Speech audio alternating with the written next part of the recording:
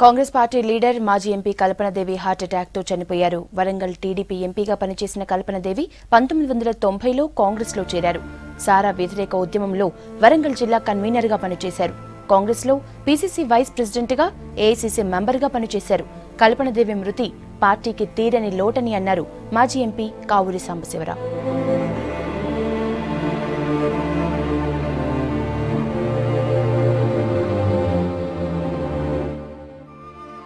Doctor కల్పన చాలా స్వతంత్ర భావాలు కలిగిన వ్యక్తి.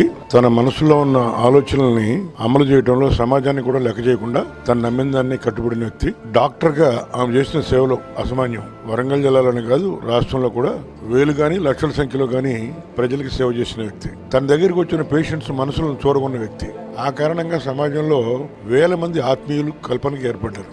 ఆమె ఆరోగ్య రంగంతో పాటు ప్రజా జీవితంలో ప్రవేశించి పార్లమెంట్ సభ్యురాలుగా తొలిసారిగా తెలుగుదేశం పార్టీ ఆవిర్భావం సందర్భంలో అప్పుడు పార్లమెంట్ గా పోటీ చేసి గెలిపించిన ఆమె పార్లమెంట్ సభ్యురాలుగా తన నియోజకవర్గాల్లో గానీ తన పరిసర ప్రాంతాల్లో గానీ ఆమె చేసిన సేవ కూడా నిస్వార్థంగా చేసింది. అలాంటి వ్యక్తి అనుకోకుండా ఆరోగ్యవంతురాలు రాత్రి తన మనవరాలు పుట్టినరోజు పండుగకి వెళ్లి బోట్ క్లబ్ లో చాలా సమయం గడిపి రాత్రి 11 గంటల ఆ ప్రాంతాల్లో ఇంటికి వచ్చిన తర్వాత అనుకోకుండా చాలా సీరియస్ హార్ట్ అటాక్ రావడం కారణంగా వెంటనే కుటుంబ సభ్యులు గ్లోబల్ హాస్పిటల్లో చేర్పించిన కూడా ఫ్యాటల్ అటాక్ కావడం కారణం ఆమె చనిపోవడం జరిగింది.